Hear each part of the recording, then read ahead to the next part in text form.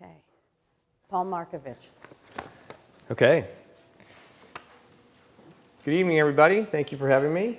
I found it interesting that in the midst of being asked to make predictions that Moore's law, the law about the pace that semiconductors' capacity and efficiency will improve, it just turned 50 years old. And Gordon Moore was interviewed, and he was asked whether he learned anything about having made this incredible prescient prediction. And he said, yes, I guess one thing that I've learned is once you've made a successful prediction, avoid making another one. So one prediction I will boldly make is in 12 months from now, there will be no such thing as Markovich's law. My predictions will not be that good. I will take the time to make a few bold predictions about Blue Shield since I'm up here. We will remain a not-for-profit company. We paid over $300 million in taxes in 2014, and we will pay a very large bill going forward. In case you're wondering, if we do not keep our tax exemption in the state, that bill will go up by $25 to $30 million, so probably less than 10%. And whether or not we are tax exempt, I predict that it will not impact our not-for-profit status, and that the public and the media will continue to confuse and conflate the two issues. And after a prolonged and intense marketing effort, 50% of the California population will still confuse Blue Shield with Anthem Blue Cross. But fortunately, 75% of our employees will actually know they work for Blue Shield. And my last prediction about Blue Shield is that the Care First acquisition will actually be approved in the next 12 months. You know, we perhaps have been a little bit too trained from ACA to follow instructions, because I've followed them to the letter, and I have 5 predictions for the next 12 months. Just please don't bring me back to see if they were true a year from now. And they are these. Federal subsidies will be maintained at least through 2016. There will be at least one large-scale acquisition. I mean large scale as in like Humana gets acquired. I'll talk about that. Many California providers will pursue what I call the illusion of control, or the I can be Kaiser 2 approach. None of these will get substantial traction, and at least one will be abandoned. We will pass legislation in California that makes specialty drug pricing more transparent. And finally, the long-term winners in healthcare will be actually changing healthcare on the ground. So those are my 5 predictions. I'm going to talk a little bit more about why I think those things are true. First, with the federal subsidies, if you were to survey my colleagues, CEOs of health plans, they would be far more pessimistic than I am. So I am in a very small minority in this point of view. But I believe either the Supreme Court upholds rules for Burwell versus King, or if they don't, they will allow for some kind of transition period.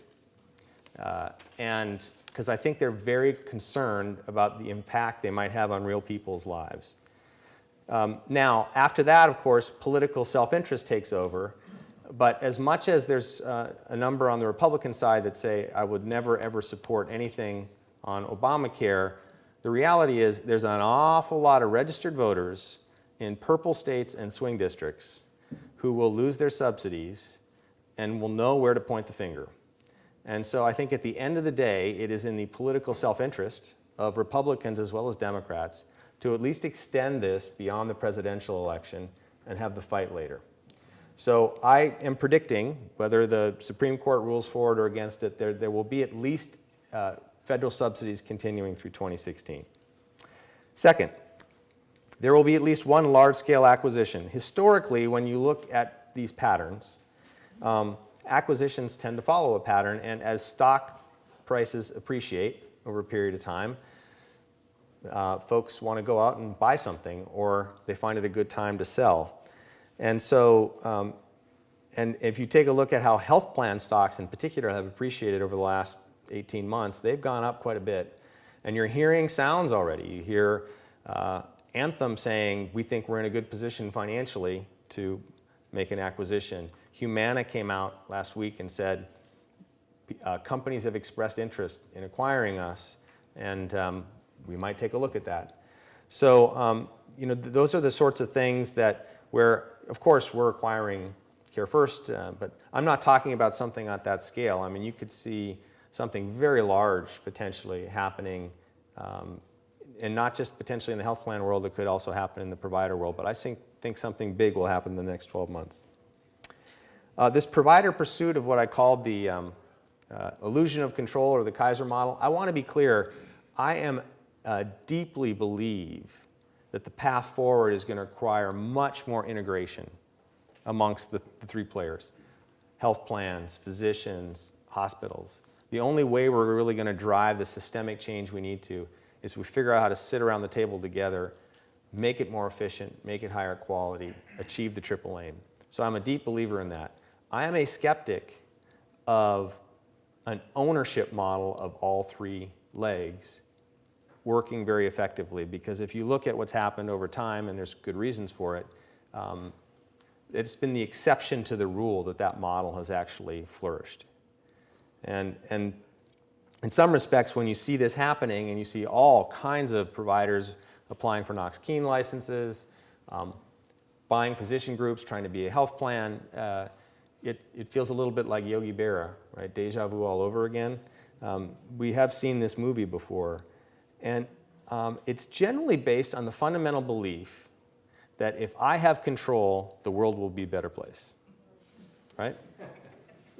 When you peel it all back, that's really what it is. If I own it, good things are going to happen. And why I don't think it's going to work is that most of the folks that are trying to consolidate and pursue this, first of all, you need money.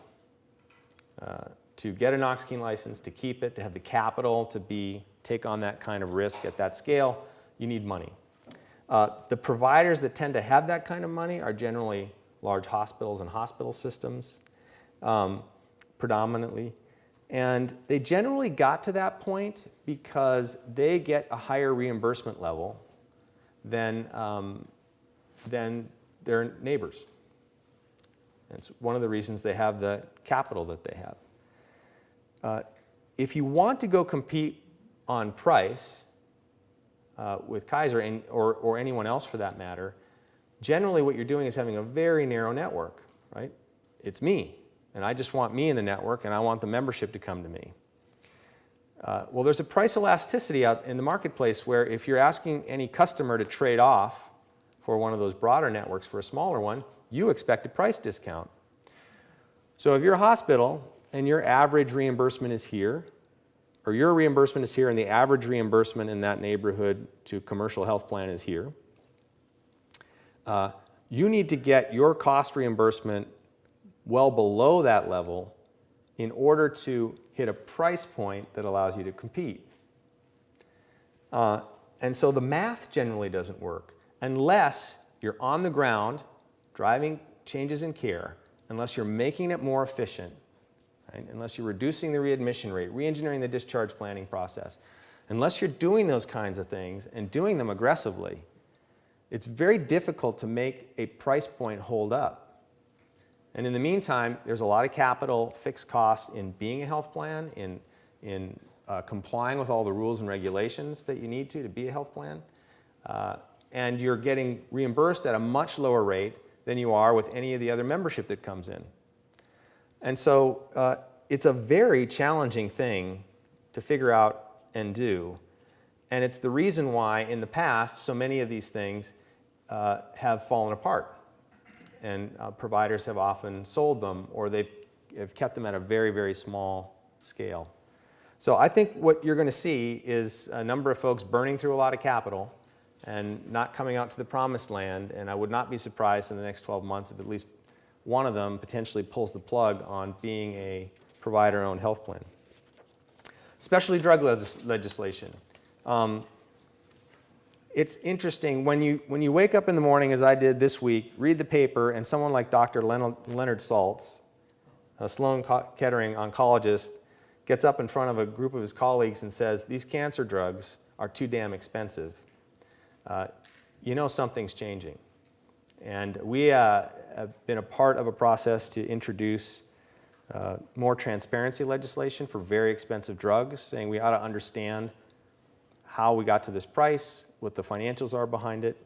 And at the hearing for that, there were health plans, healthcare providers, consumer groups, labor groups, business groups, consumer groups, going up saying, we really ought to have this. And then on the other side, we had effectively the Pharma Trade Association.